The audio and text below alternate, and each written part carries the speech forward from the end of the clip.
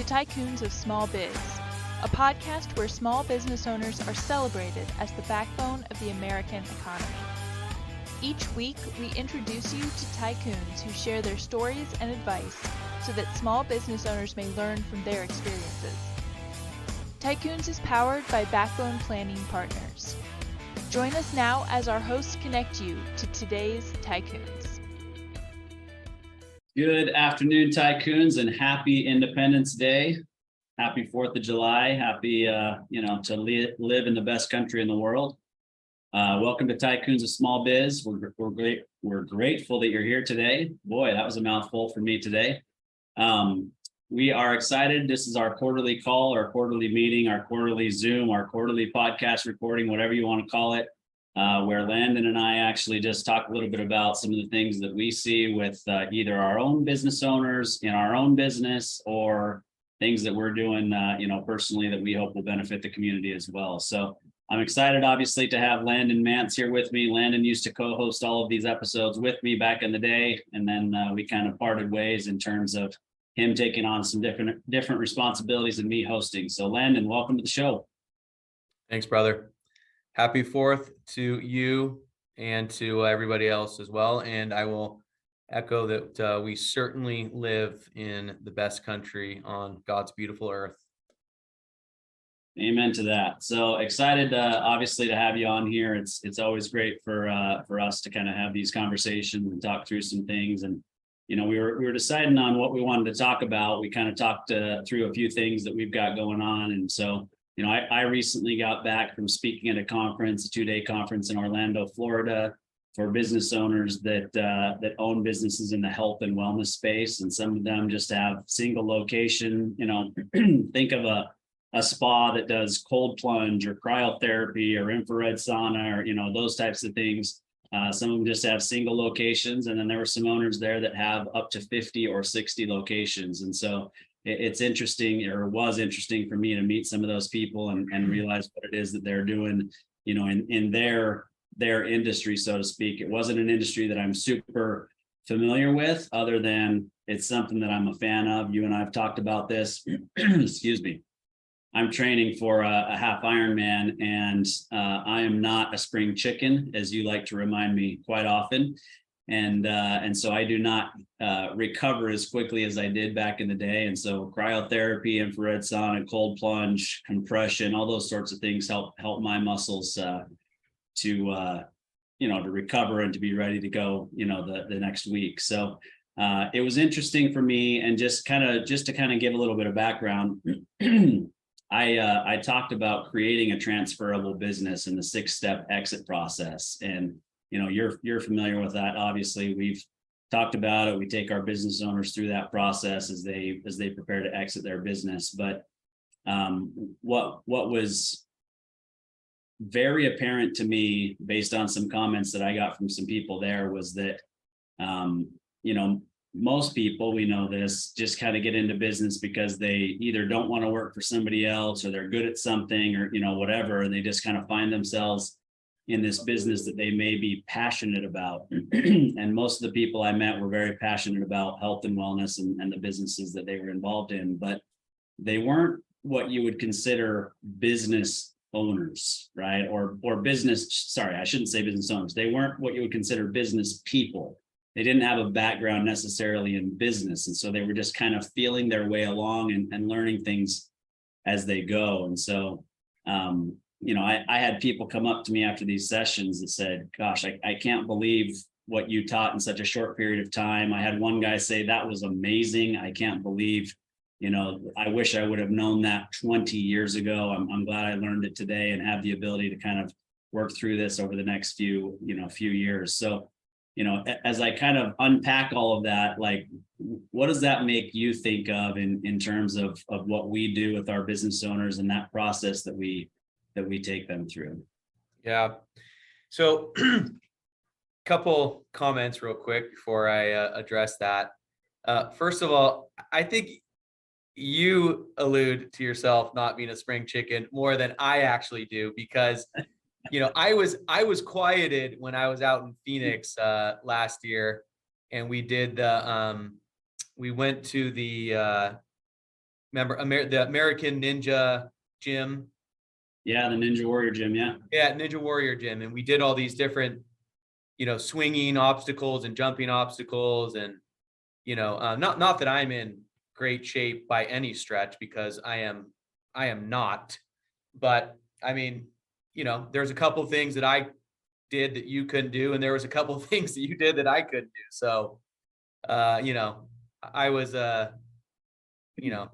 I was quieted on that front when we did that. So I don't know if I've even made a comment since then, but,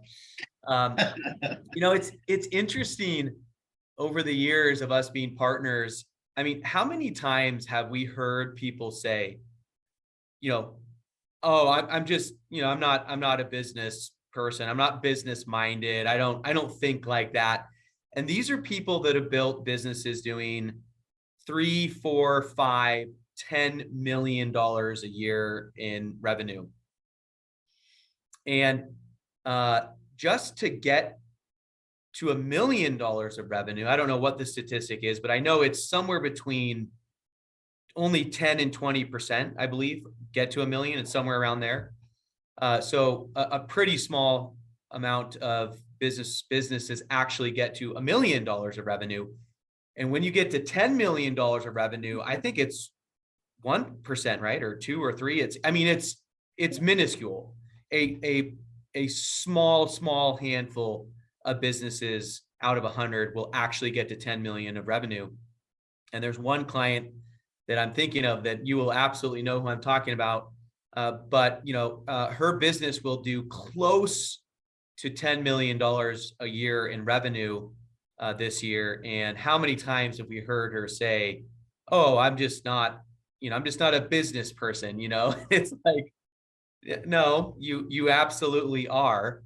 But people get into that mindset, and it gets driven deep down into their beliefs that they're not this quote unquote, like sophisticated, business person. And it's, I don't know, it's really interesting. And we help to kind of coach them, if you will, out of that mindset of, no, you are absolutely, you are an incredible business person. I mean, you're in like the 1% club business person, so anyway, that's interesting. But, yeah, I mean, we talk to our clients about this stuff, all the time, around creating this transferable business. And there's certainly a process that, that you go through.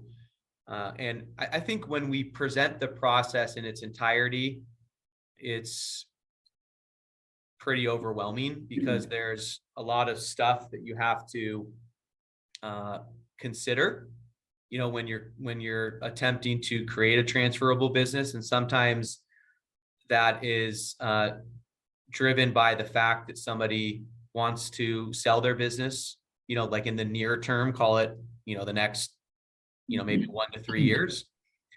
And sometimes that is driven by somebody just coming to the understanding that if they want to sell or transfer their business successfully one day in the future, that they have to start taking on that long-term mindset. And, there's a lot of things that you can do. Just to list off a few, you can, you can start to build out your executive team and,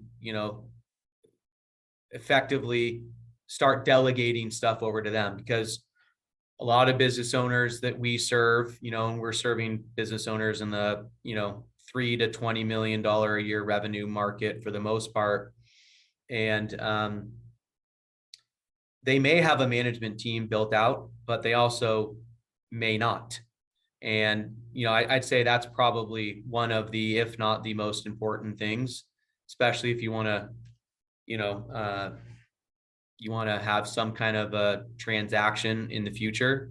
So whether it's selling to an outside party or transferring it to your kid or your management team, whatever, like that strong management team has to be there, and they've got to be, aligned and in sync, working towards common goals.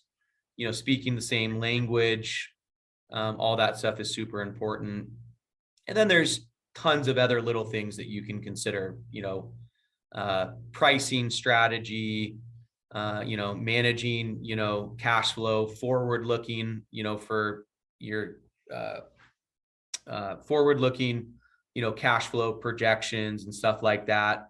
Stuff that may be foreign to some people as business owners, but bringing in the right advisors, whether it's someone like us, or it's a consultant, or it's a fractional CFO, or it's just a really good CPA, or it's a some kind of a growth expert or something like that.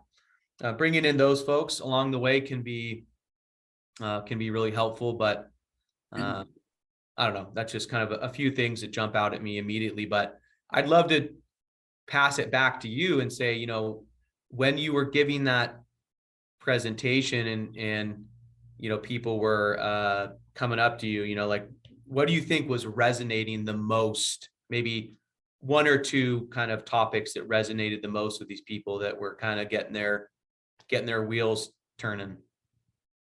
Yeah, so good question, and I've got an answer. It was basically the same theme, all along. But before I kind of go there, let me just kind of lay out the 6 steps for the listeners who haven't heard them. And obviously there are sub points to all of these. There's a lot to go into here, so I'll just kind of lay out the 6 steps, and then I'll answer your question. But first is establishing your exit goals. And that just doesn't mean, well, I want to sell my business for 30 million bucks. That's not establishing your exit goals. That's part of it, right? But you've got to establish like how you want to get there, in what time frame, those sorts of things. Number 2 is analyzing financial and mental readiness.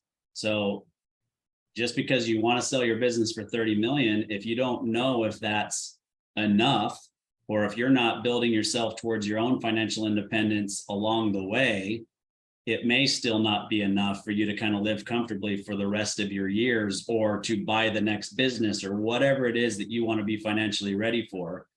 But I would argue that the most important aspect of that is the mental readiness. And so that actually was what came up the most, what resonated most with the people that were there, is the importance of preparing themselves mentally to exit their business. Because the reality is, this is their baby in most instances. Most business owners, when they sell their business, it's not after just a couple of years. It's typically after 30 or 40 or maybe even 50 years that they're exiting their business. And it's what they've given all of their blood, sweat, and tears to, outside of their family and maybe their religious background or whatever.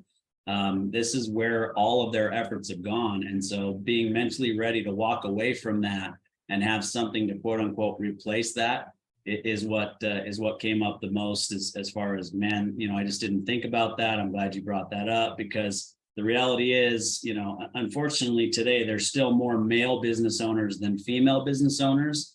And so the thought process is, well, I'll just play golf 6 days a week, leave the 7th day for my religious whatever, and then the other 6 days I'll play golf. But they don't think or realize that's just not going to be as fulfilling as they hoped or thought. Right now, that's an escape.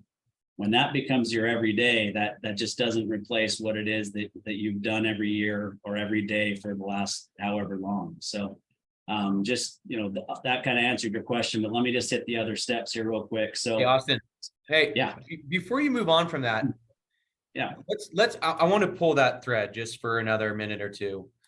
Sure. When we say preparing yourself mentally, to exit or sell or transition your business, whatever the case may be, I would imagine most people don't have a clue what that means. Like, how do we actually help somebody mentally prepare to not be at the helm of their business any longer? So give us one or two examples of like, how do you actually get mentally prepared to exit your business?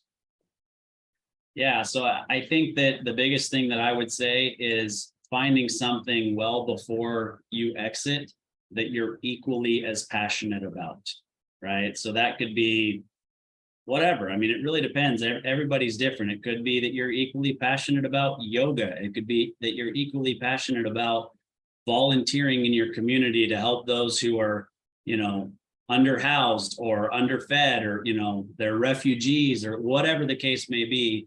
If there's something that you're equally as passionate about and you can find purpose in doing that, then you kind of work your way towards that as you get ready to exit, right? So maybe you're working towards, a half a day a week, and then 1 day a week, and then 2 and 3 and so forth and so on, so that when you exit your business, you've got something else that you're stepping into. I think that would be probably the biggest aspect of that. I mean, there are other things, right? Physical wellness, spiritual wellness, emotional wellness.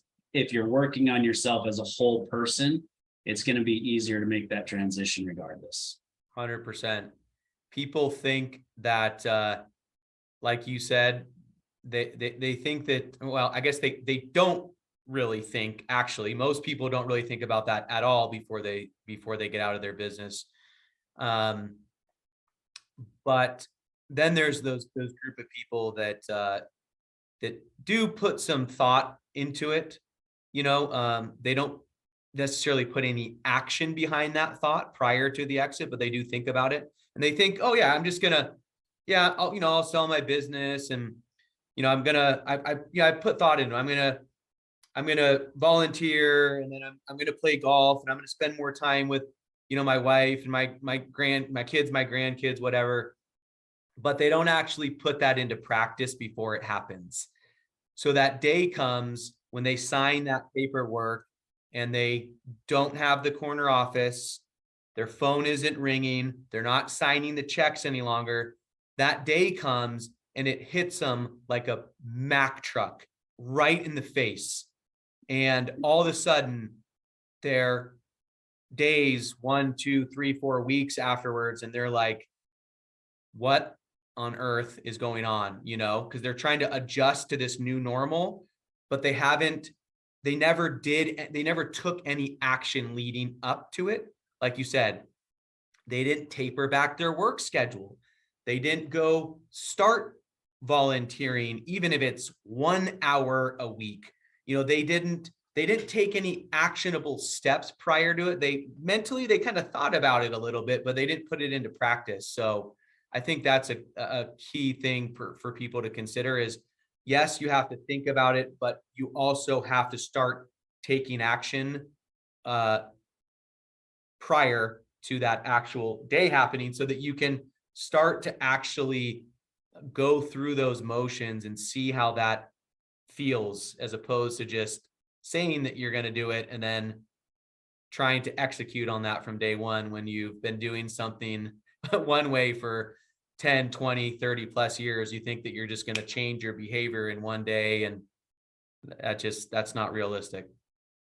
Yeah, no doubt about it. So yeah, I think it's crucial. It's missed a lot. We've talked about this on the show before, but I think it's worth mentioning again. There's a PricewaterhouseCoopers study that's done to where most business owners, within 18 months of selling their business, regardless of whether it's a massive exit or a small exit, they profoundly regret having sold that business. And it's for that reason. It's that they don't have something else that is fulfilling to them. And they've got to identify that and prepare themselves and slowly move into that realm before they walk away. And quite honestly, I mean, we've talked about this, and this is, another portion of this 6-step exit planning process, is that by doing that, by stepping away, by finding ways to do other things anyway, it actually makes your business, you can prove that your business is not dependent on you being there. And the less dependent your business is on you as the owner, the founder, the CEO, whatever, being there, the more valuable your business is. Mm-hmm. So, I mean, you're really killing 2 birds with 1 stone there. You're accomplishing 2 important goals with your business. You're preparing yourself to mentally leave your business, but you're also increasing the financial value of your business. Yep. And on the flip side of that, just as valuable is if you do start to methodically and strategically step away from your business regularly and things aren't running nearly as smoothly as you would hope, and there's fires that are happening, and there's customer complaints that start to surface, whatever the case may be, that is a telltale sign that your business is probably not transferable. And that is also a valuable exercise, because now you can start to, look at it through that lens and start to focus on some things to ultimately change that for the better.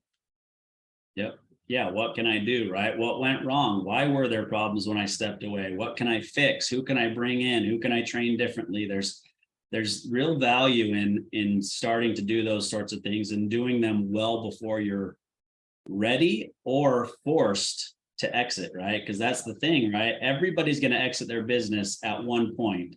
And the joke is you're either going to do it horizontally or you're going to do it vertically. So do you want to walk out of your business, or do you want to pass away at your desk? There are plenty of business owners in our country that pass away at their desk because they didn't prepare themselves for that exit. Yep.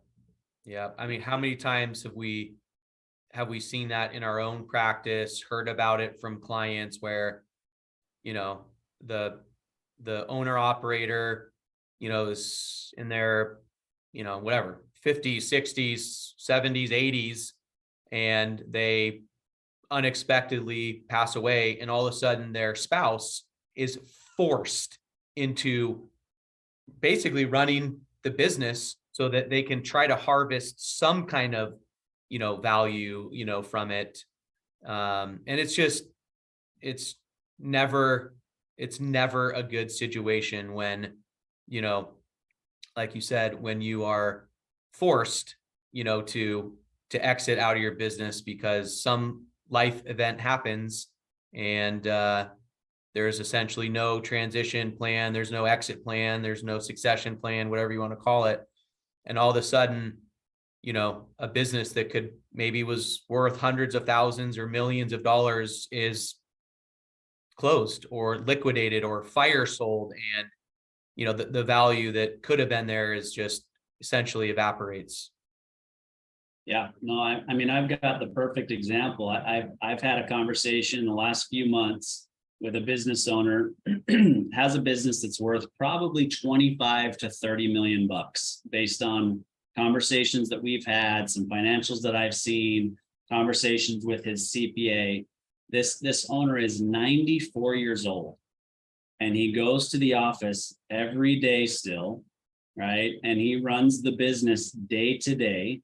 There's not a management team in place. And the CPA, by the way, wants to also walk away and retire. This is essentially his only remaining client. He's really acting more as a fractional CFO for this company right now. And he wants to walk away because he's in his mid 70s. But he doesn't dare walk away because he knows that if he does that, then the financials of the business aren't going to be watched over and taken care of. The kids aren't really in the business. They're just looking at it thinking, well, when dad passes away, there'll likely be a fire sale of the business. We'll still get plenty of money. Oh, well. Right. And it's sad because this is a business that's very well known in the area that it's in. It serves the community. It's a pillar of the community, a really important part of the community. It's not like if they went out of business, the community would fail in any way, shape, or form. That's not my point. But it's one of those that if it were prepared appropriately, it could be taken to market. There would be plenty of people who would be interested in buying it, and there would be a nice exit in place here. And then that gentleman could choose to continue to work if he wants to. I mean, my conversation with him is he enjoys working. It keeps him young. It keeps him healthy in his words, right? But 94, and you want to be going to work every day, and you don't have a plan even at 94 to exit your business at some point. It seems like a waste to me, unfortunately. Yeah, absolutely. And all right, look. Oh, go ahead. Yeah, no, I was just going to say, I mean, it's pretty wild how often we see that. Not a 94-year-old, still in the driver's seat working every day, but just scenarios where, you know, people get themselves into that situation because they're just busy running their business for all of a sudden years, decades, and they just haven't put any thought into what's actually going to happen next and then acted upon it. So, yeah, it's crazy how often it happens. Yeah, it's unfortunate. All right, so let's hit these last four real quick, and then we can kind of unpack them a little bit. But I also really want to kind of talk about what you've recently gone through as well, and the transaction that you were involved in. So I'll just hit these last, few real quick. So third is identify your owner type. That's kind of ambiguous. You may not know what that means, but I just break it down real quick, in kind of four ways that would explain what kind of owner you are. So the first is get me out now for the most money. Like you're just tired of running your business and you want out now. You just can't handle it anymore. Second would be I'm financially set, but I like to work and I choose to stay. So you're financially independent. Everything's good financially, but you like your work, you like your job, you like the business, you want to continue to work. Third would be my company isn't worth what I want. So I'm staying, growing it, and saving, right? And then the fourth is I'm financially and mentally ready to move on. So obviously number four is where we should be working towards. Everybody wants to be in that spot, but you may very well be in one of those other three, and that's okay. You can kind of either work around that or figure out a way to to get to the right spot in your career path or your exit path, so to speak. So fourth is learning your exit options. So, just kind of give you a quick example. It could be selling to a management team. It could be doing an employee stock ownership plan, selling to a third party, selling to somebody in your supply chain, for example. There's a lot of different ways to exit your business, and you can kind of learn what those are. And then fifth is knowing the value of your exit. So having a realistic view of what the value of your exit is. And sixth is executing your plan and protecting your wealth. So you got to know the value to know if that's going to get you all the way home, so to speak, from a financial standpoint. And then if that's the case, then six is executing your plan and then protecting your wealth from there and making sure that it does in fact get you all the way home. So those are the 6 steps. Wanted to get those out there. Any thoughts on those before we move on?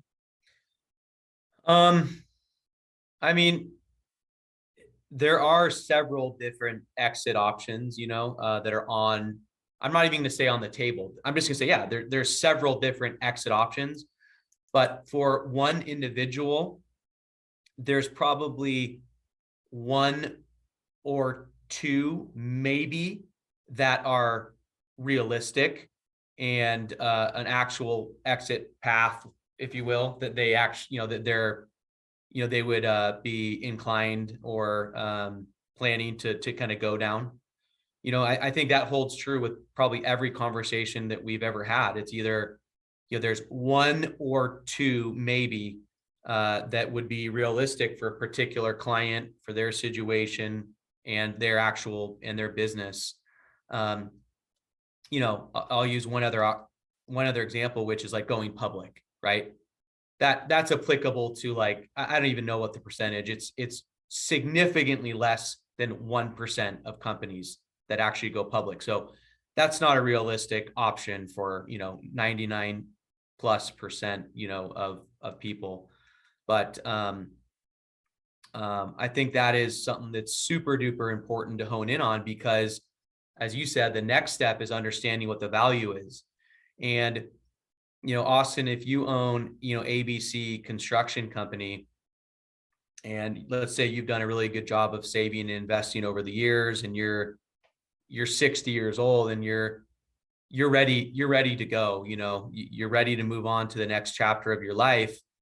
And we identify that the best path forward for you based on your goals and your objectives personally and monetarily are to transition that business to your 32-year-old daughter, right?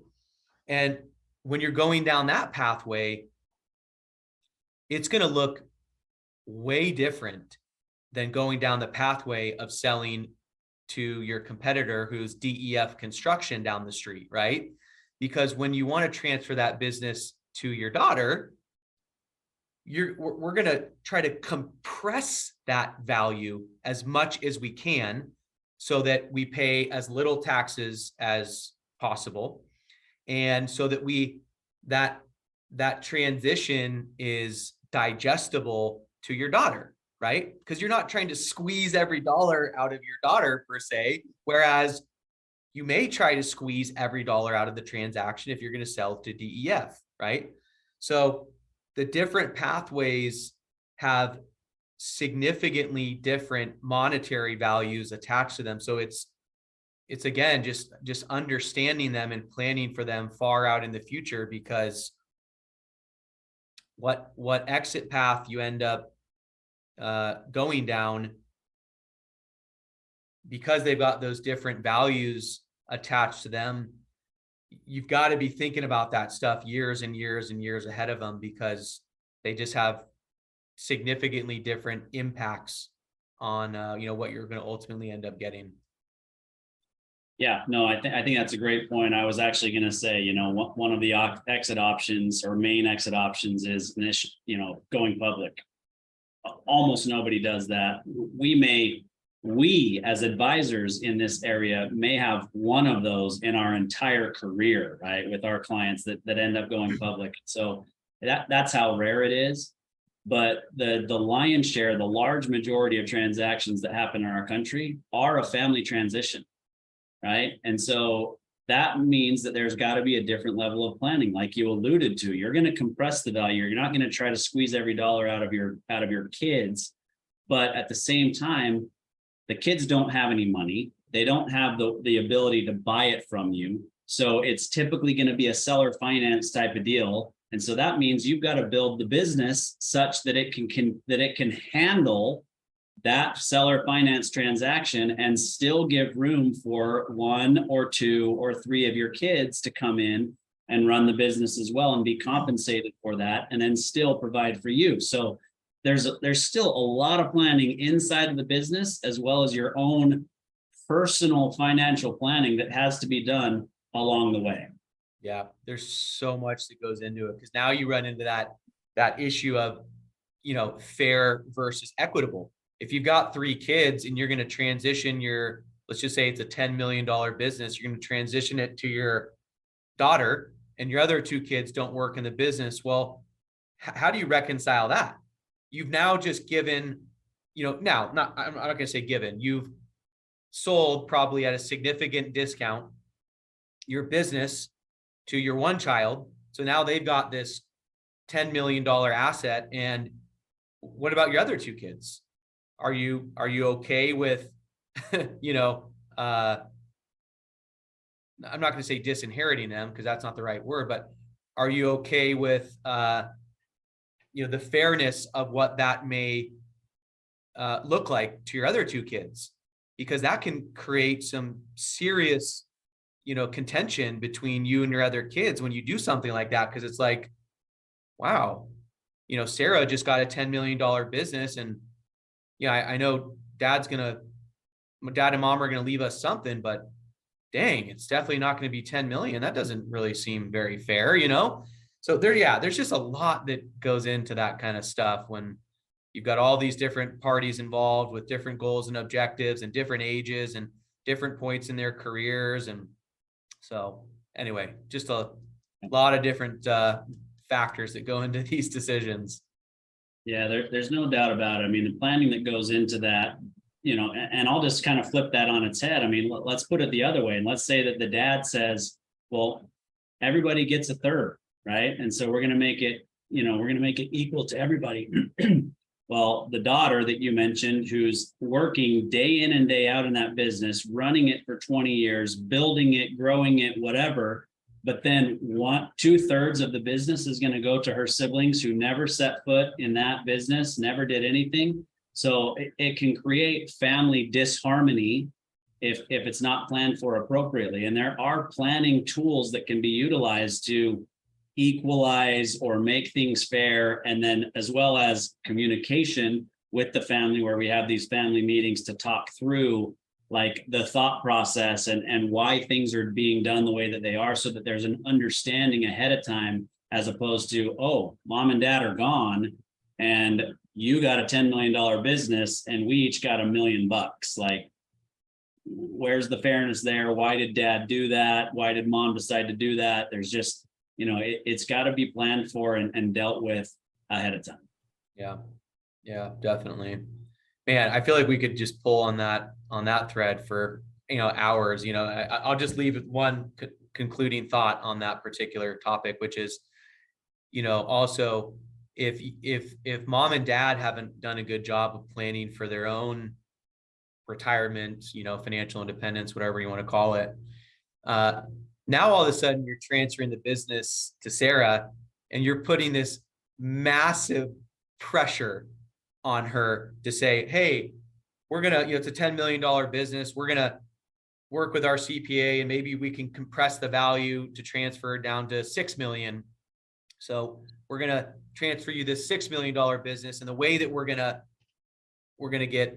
realize that 6 million, Sarah, is you're gonna pay us $500,000 for the next 12 years, right? So now you put this massive pressure on your kid to essentially ensure your financial independence going into retirement, so there's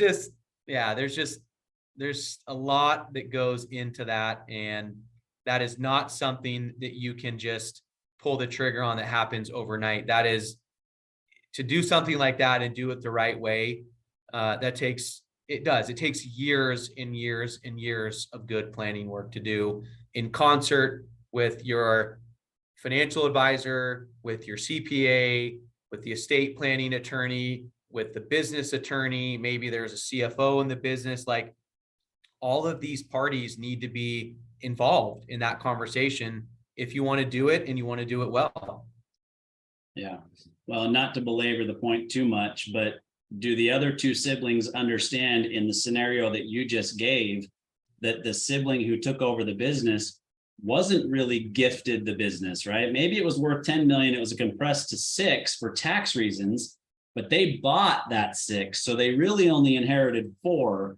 But do the other siblings understand that? Probably not, right? Yeah. So it gets very complicated very fast, and you got to be able to think through all those scenarios, and you've got to have an advisor who can, a team of advisors who can guide you through that. Yep. Yeah. Absolutely. All right. So let's switch gears for the last little bit, and let's talk a little bit about what you've recently gone through. So, for those who are listening and didn't hear our last episode and don't know that Landon became the tree trimming and removal mogul of Nevada in the last month, Landon bought a business that's been operating for what, 20, almost 30 years, maybe? Yep. Yeah. About 23, 24 years. Okay. So, pretty well established, obviously run a certain way, family owned business, and highly profitable, right? So what else do you want our listeners to know about the transaction itself? And then we can kind of talk through what you've seen with the owners as you've gone through this process. Yeah. Mogul, definitely that's a bit of an exaggeration, but I appreciate it. So a couple things I think are important to understand. This is not something that just happened on a whim. I've been looking for a business to buy for well over 2 years. So this was something that has been carefully kind of planned for. And so that's important for people to understand. You got to be really patient and play the long game when you're trying to buy a good small business, because there's not a lot of them out there. Luckily, we did find one of them. And for us, just to give people a sense of the timeline, it took us essentially 6 months, from the day the business came across my desk to the day that we actually closed on the transaction, which was essentially June 1st. It was basically a 6-month process.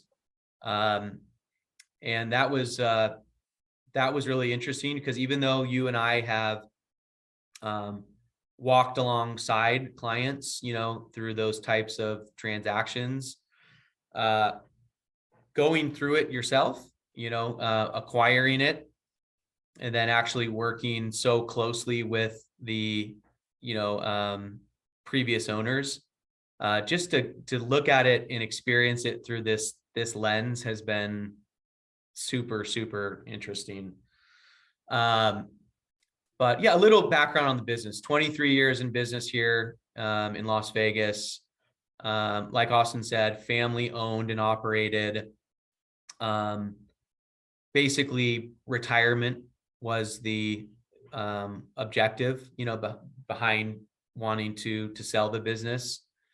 And it's not a huge, business, but they've got a long track record of, of sustainable growth, and they do have, pretty strong margins, and that's just because they've done a really good job of running the business pretty dang lean, and just really focused on two things, which is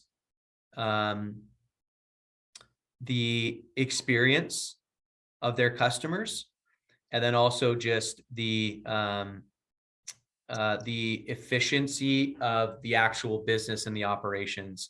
So when those two things have been coupled together, that just resulted in a really well-run business and customers that are extremely pleased with the work and the experience of working with our company, which is Nevada Tree Service. So they did a lot of things right. They built a really strong foundation, and now we get to come in and just build upon, the foundation that they've been, they put in place for the last, 2+ decades. All right. So you asked kind of about what has transpired kind of in the last, call it, month of taking over the operations of the business, and working really closely with the owners and just kind of seeing what has transpired from their standpoint. And that's been super eye-opening, because although we preach that to clients, and people, which is, you've got to financially and mentally prepare yourself for, an exit or a transition out of your business. Actually sitting alongside somebody now, and I mean literally sitting alongside them, because we've worked really closely with the owners. We're meeting with them, the previous owners. We're meeting with them once or twice a week, and we're sitting down in the same room together, the four of us, the two previous owners, husband and wife, and then myself and my operating partner, Luke.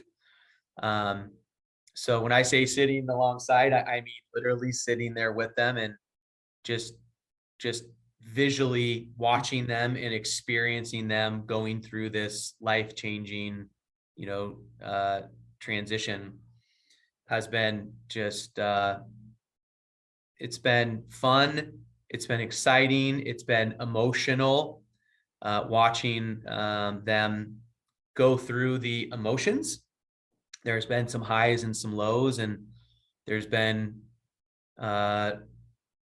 tears multiple different times from somebody that, but is self-proclaimed, non-crier, so it's just been super duper interesting to look at it and experience it through this lens, because they are wonderful human beings.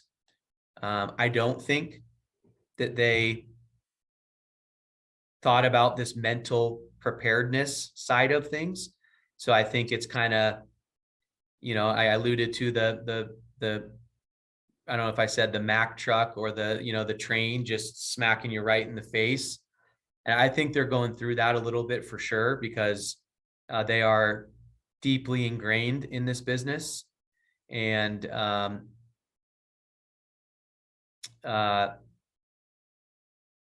trying to reconcile this emotion of being so deeply ingrained, and all of a sudden, one day, you're not at the helm, you're not making the decisions anymore. It's a lot. It's a lot for people to handle emotionally. And now I am seeing that firsthand, and they're struggling a little bit for sure. Understandably so, because they care deeply about their customers. They care deeply about their employees. They care deeply about their family. And when you care a lot about those things, these types of events are not easy for people. And I am experiencing that right alongside them. So it's been humbling, and it's been a wonderful learning experience, because I get to take that back to the clients that you and I have the privilege of serving. And now I can use that as further proof, as further experience, talking points, whatever the case may be. But essentially, I just get to use that to provide additional value to the clients that we serve, because it's not every day that your advisor has done something like this, so they can't actually speak to that other side of it. And you and I can. You've bought and sold businesses before in the past as well. So I think that's what makes you and I pretty dang unique as advisors to business owners, that just with our entrepreneurial experiences, it just lends to better conversations. It lends to new conversations that nobody else is having with our business owner clients.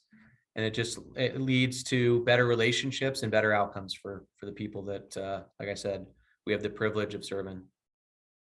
Yeah, I think, a really good point that you made there that, may be lost on some people if you didn't really pay attention. But, earlier in this conversation, I said, I talked about people profoundly regretting selling their businesses. And we talked about the importance of being mentally ready and doing certain things. And people can listen to that and go, yeah, I guess that makes sense. And it can kind of go in one ear and out the other, right? But the difference is now you can literally say, in June of 2023, I had the opportunity to sit down with a couple that had owned their business for 23, 24 years. And I bought that from them. And to sit there and watch and see the emotions on their faces as they transitioned that business to me, and what it meant to them, and what their customers meant, and what their employees meant, and to see the struggle that they went through because they hadn't gone through this process to mentally prepare themselves for that exit, it's going to have a profound impact on their life for the next several months. And I sure hope that they figure it out and things are, okay for them. But I've firsthand seen what that does and the impact that has on their personal life and potentially on their life as a couple. And I just wish that they would have had advisors that helped them understand the importance of being mentally prepared for that exit. Mm-hmm. You see the difference, right? I mean, that's a completely different setup than studies show, right? It's different. Yep. I've seen it, lived it. Yep. Yeah, absolutely. And, this wasn't an insignificant, exit for them, but, this wasn't this wasn't like an 8-figure exit, but I think that, like you said, I mean, the monetary value is almost irrelevant. If it's somebody that's selling their business for $400,000, $500,000, $600,000 or $30 or $50 million, the dollar amount almost becomes irrelevant, because it's not about that. It's not about that at all. When it comes to this emotional side of it, it literally has nothing to do with that. It has everything to do with, it's just been woven into your identity And most likely you have spent significantly more time in your business than you have with your spouse, with your children, with your grandchildren, with your friends, with your fellow churchgoers. Like, I mean, there's no comparison there. If you're working, 40 or 50 or 60 hours a week, that's going to be, 5, 6, 7 times more hours than you're going to spend with your spouse or significant other or your family, so it just becomes so deeply ingrained into somebody's identity that it's just, it's a really, really difficult transition to make, because you're just so used to being that person that shutting that off is just, it's a lot harder. It's a lot harder than people ever imagined. And the reality is most people only do that one time in their life. It's not like it's something that, people go through multiple times and they get used to it. No, most people only sell a business once in their life. Yep, for sure. And I know you've had conversations with them that, that it didn't give you details, but gave you the impression, at least, that from a financial standpoint, they're going to be fine. But the difference is being financially ready and mentally ready. It's a whole different animal, and both need to exist for it to be a perfect exit. Yeah. Good point. All right, so we're out of time here. We've kind of covered a lot of ground, but obviously for those who are listening and have need of tree trimming services in the state of Nevada, specifically around the Las Vegas area, how do they get a hold of you guys in Nevada Tree? Yeah, I appreciate it, man. nevadatree.com. We're not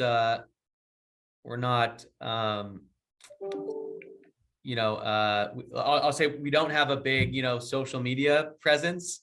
That wasn't exactly a focus of the previous owners. So we'll be changing that. We'll start recording some really cool videos of the work that these guys do, because some of the stuff they do is freaking cool up in trees, 20, 30, 50 feet above the ground, and getting these trees looking beautiful. And these guys are artists in what they do, and so we'll start to record some videos and put those out, and expose the world a bit more to the cool world of tree trimming and removal. But yeah, nevadatree.com is where you can find us. And we come out and do free bids, free estimates for people, and we really are focused on the experience. Like if you look at the Google reviews for Nevada Tree Service, we've got like close to 500 now, 470, 480, 490, something like that. And our next closest competitor in the areas has like 100 or 150 less than we do.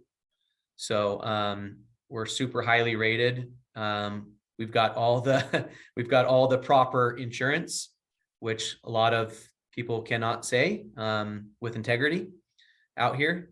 So we'd love an opportunity to come out and remove or make your trees look a lot prettier than they look right now. So thanks for letting me give that shout out. Yeah, for sure. Appreciate you being vulnerable and talking about what that transaction's been like for you. I think, as a teaser for our next conversation or next podcast that we record together, I think it would be great to talk through, what that transaction was like in terms of analyzing it, knowing that you weren't going to be the operator the way that the husband and wife have operated it for so long, right? So that obviously affects the profitability, and still making that financial, analysis and making sure that it worked for you and the operator that you're bringing in. And then, you'll be able to have at that point another, call it 3 months under your belt of that transition, how it's been working with the operator, how it's been working with the team, what changes you've made, what things, you guys are doing operationally. And I think that those could be some great lessons to share with our listeners. So I appreciate your willingness to talk about this transaction. Yeah, absolutely, man. Appreciate you as well, brother. All right. Thanks for being here. All right. That's a wrap.